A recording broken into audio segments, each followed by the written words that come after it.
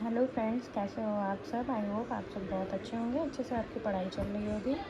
और मैं अब आगे का कंटिन्यू करना चाह रही हूँ। जो हम लोग पढ़ रहे थे मानव विकास का, तो उसी में अब भाषा विकास के बारे में हम लोग थोड़ा सा पढ़ेंगे कि लैंग्वेज डेवलपमेंट कैसे होती है। तो सबसे पहले तो यह है कि संस्कृत में भाषा को भाष बोलते हैं। भाष का अर्थ होता है बोलना, ठीक है। उसके बाद है विचार के आदान प्रदान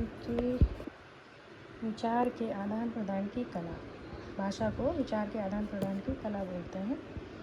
इसका सीक्वेंस होता है LSRW 2.5 से 3 वर्ष तक। लिखित भाषा का प्रयोग 4 से 5 वर्ष के बालक करते हैं। अनुप्रयोगों में निपुणता लाना, इसका सीक्वेंस वही लिखना सुनना। LSRW मतलब कि सुनते हैं, उसके बाद बोलते हैं, फिर पढ़ते हैं और फिर लिखते हैं। ये चार्ट है, इसके माध्यम से इजी वे में समझा जा सकता है। इस चार्ट को आप लोग देख सकते हो बहुत अच्छे से। आप लोग बताइएगा तो मैं इसको PDF फॉर्म में, सारे जो नोट्स हैं मैं बता रही हूँ, दिखा रही हूँ, इन नोट को PDF फॉर्म में अगर आप लोग मांगेंगे तो मैं दे दूँगी। ये पूर्ववाक भाषा होती है। टोटल होते हैं सीढ़ी 9। इसमें 1 से 4 तक पूर्ववाक होती है और उसके बाद होती है पश्चवाक भाषा। जैसे पहला होता है रोदन, बड़बड़ाना, हाव भाव, सामयिक अभिव्यक्ति, भाषा बोध, शब्दावली, निर्माण, वाक्य संगठन, सही उच्चारण, उसके बाद भाषा स्वामित्व। ऐसे रोदन में होता है ज़रूरतों एवं परेशानियों को रोकर बताता है। बड़बड़ाना 1 वर्ष की आयु में अर्थपूर्ण ध्वनियाँ पापा, मामा आदि। अन्य प्रकार की ध्वनियाँ जैसे पा, मा आदि बड़बड़ाना ये 7 से 8 माह में बच्चे करते हैं। 2 माह में अस्पष्ट ध्वनियाँ निकलती हैं, कुछ भी हिलबिल बोलता रहता है, कुछ ना कुछ वो बोलता है जो कि समझ में नहीं आता, बट वो अपने प्रकट करने की कोशिश करते हैं, लेकिन वो हम लोग समझ नहीं सकते। तीसरा है हाव भाव द्वारा समझना। सामवेगिक अभिव्यक्ति सुखद, मुस्कुराना, खिलखिलाना, हंसना। दुखद में होती है रोना, चिड़चिड़ाना। भाषा अवबोध में परिजनों के हाव भाव द्वारा समझना। फिर है शब्दावली निर्माण। 2 वर्ष में 200 से 300 शब्द ज्ञान होते हैं। 1.5 वर्ष में 30 शब्द और 1 वर्ष में 10 शब्दों का उनको भंडार होता है। वाक्य संगठन 2.5 वर्ष छोटा सा वाक्य बना लेता है। उसके बाद में 2 वर्ष में वाक्य बनाने का प्रयास करने लगता है। 8वां है सही उच्चारण। 7 से 8 साल में शब्दों तथा वाक्यों का सुगमता पूर्वक प्रयोग करता है। 5 साल में शब्दों में भेद भी समझने लगता है।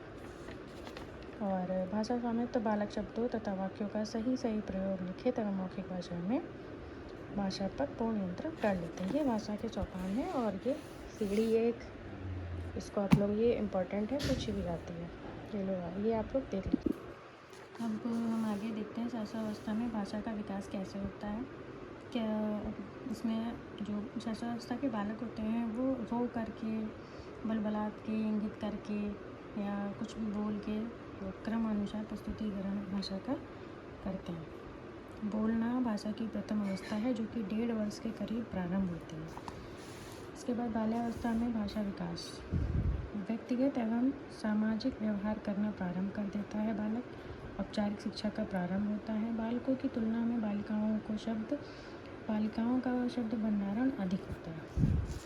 किशोरावस्था में भाषा विकास, इस स्तर पर भाषा का विकास संप्रत्यात्मक प्रकार का होता है। किशोर एवं किशोरियों में कल्पना शक्ति अधिक होती है। भाषा विकास के सिद्धांत हैं, इनके बारे में भी थोड़ा सा देख लीजिए। पहला है परिपक्वता का सिद्धांत। भाषा